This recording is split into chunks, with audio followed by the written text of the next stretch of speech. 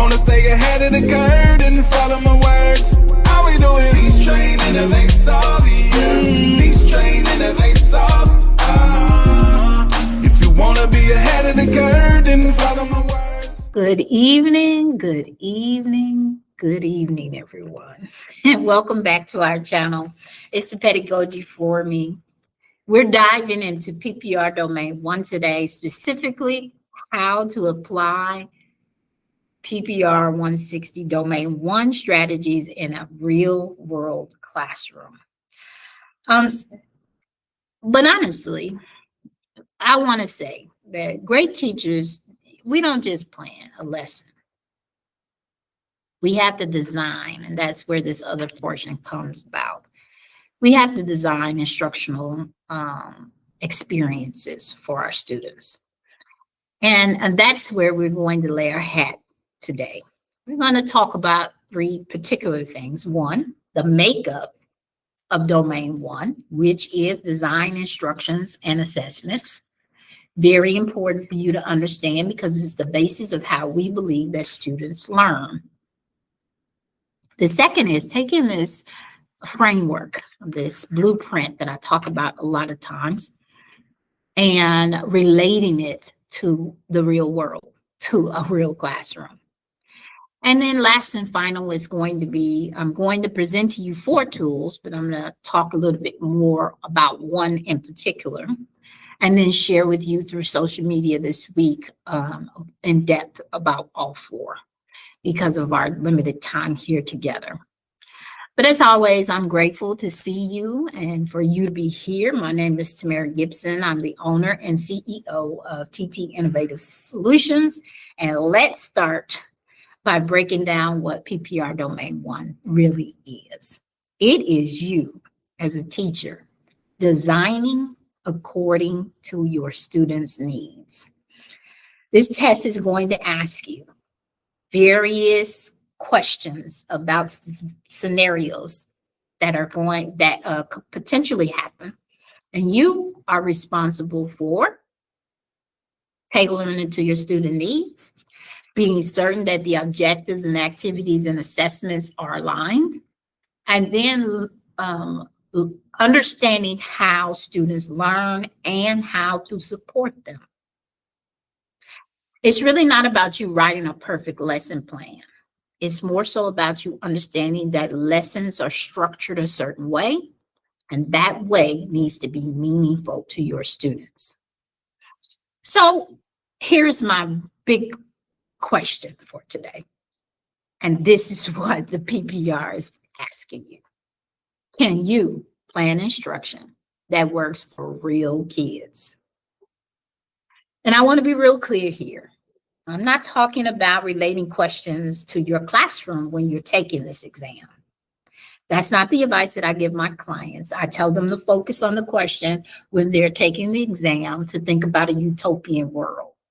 But as you prepare and you study, understand that they're not talking about your personal classroom situation, but they're talking about that perfect world with just the information that they give you, and how can you improve your student? How can you instruct the students to improve? And then I have to give a little bit more truth. Most of us and most teachers don't have the freedom to reinvent every lesson plan. Time factor, number one.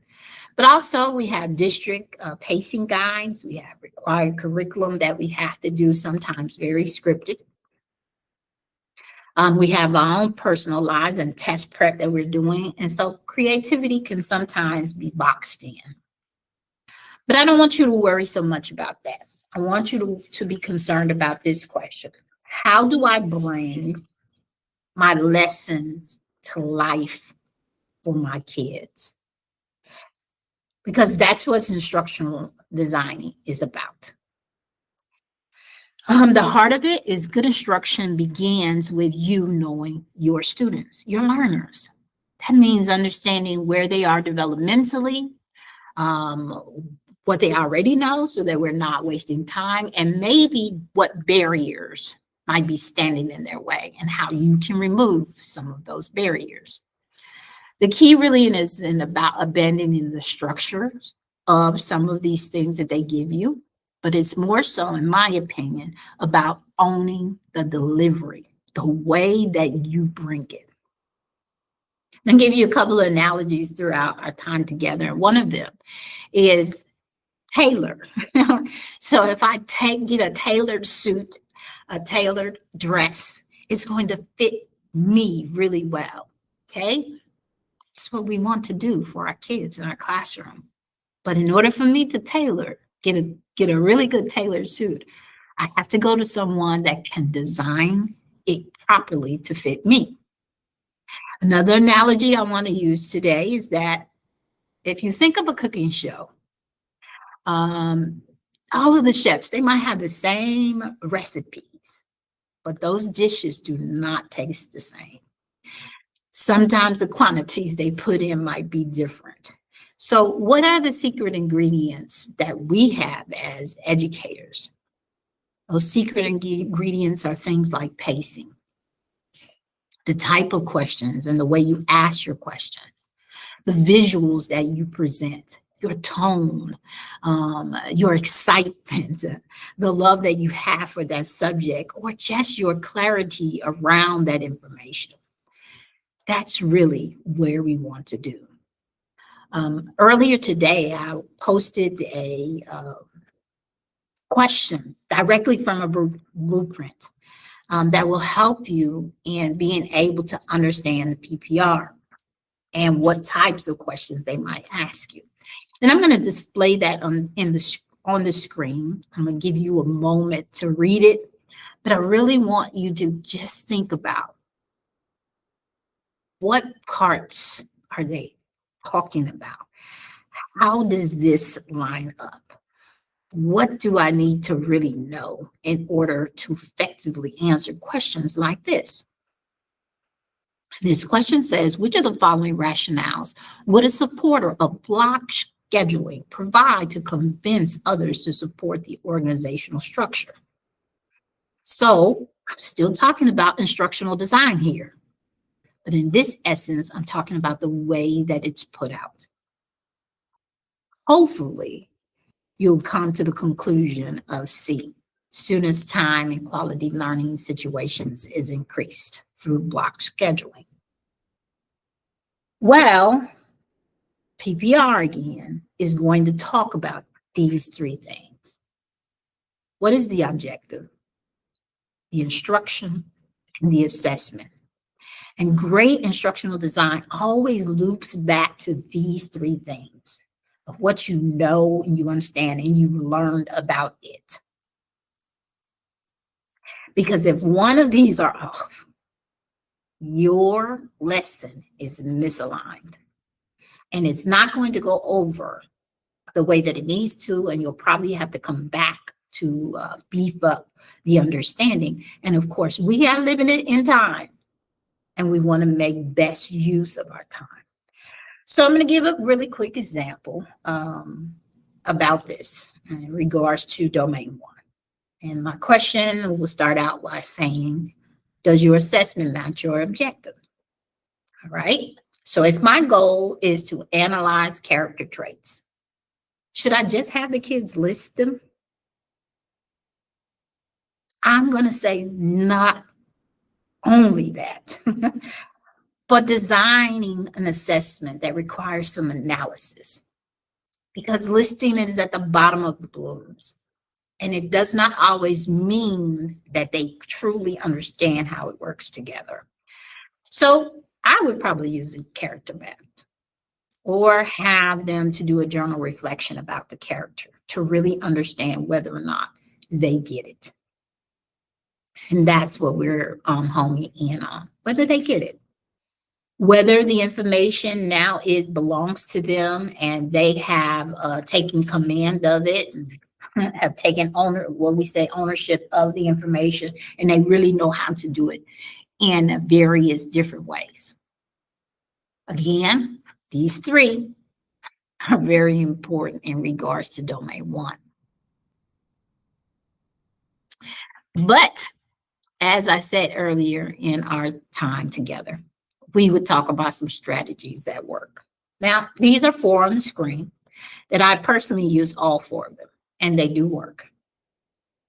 And I want to kind of chat with you about formative checks. Formative checks are these quick ways in which you can find out whether your students have gained the information which you're trying to give them, so that you know whether or not you can move on. I know what the district pacing guide says. I know what people say, move on. But a lot of the information, especially some very important key components of the information that we give, we cannot just move on, or our students will begin to grow really big gaps in their understanding. So with a formative check, I can do it at that time, real quick assessments. It's almost, well, I won't say almost, it's a thumbs up or a thumbs down to kind of see if the kids, and then noticing whether they're looking around at their neighbors to know that. And then even deeper than that, a quick journal reflection.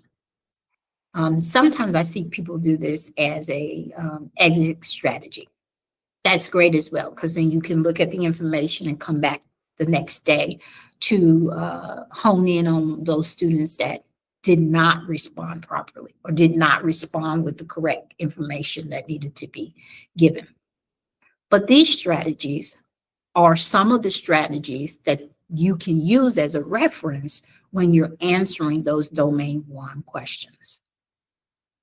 If you would like more practice with this, of course, we're here to support you and to guide you through the various tests that we are able to assist you on. And with that, I want to thank you tonight for watching. As you prepare for PPR Domain 1, remember that it's all about the way that you design your lessons, starting with your objective, understanding your use of the various materials to make it make sense for our kids. And then, of course, and I'm going to search to make sure I have my exact wording. And of course, does it align to the assessment? Because as I said before, if any of those three things are off, and let's go back to them really quick. If any of these 3 things are off, and they are not connected to each other, our students will not do well. Again, please visit our website. We'd love to have your comments and concerns for you to sign up for our mailing list to receive more information, which we will be sharing more this week. I'm getting into when I do these about the test to at least give you a taste of the way in which we take you through the competencies to help you, what we call our blueprints. If you have any questions, concerns, or you want to get on our calendar, of course, our email is there. And we'd love for you to subscribe here so we can continue and on our pace to help as many educators as we possibly can to understand the pedagogy. Our title of our series is It's the Pedagogy for Me. Because you have chosen, many of you are alternative certification teachers, or you are new or novice educators, and you have chosen a profession that I deeply love and respect. And I've spent a lifetime, more than half of my lifetime, getting learning and giving out learning in regards to it. And I want to continue to reach as many as I can, because again, there are people in our classrooms that have unfortunately given up because the test has been difficult. And they're relating it to things that are not cohesive to understand. But we have ways to get down to the meat of the competencies to help you to take in that information and pass your state exam. All right, everyone, have a great evening. And again, thank you for stopping by our channel.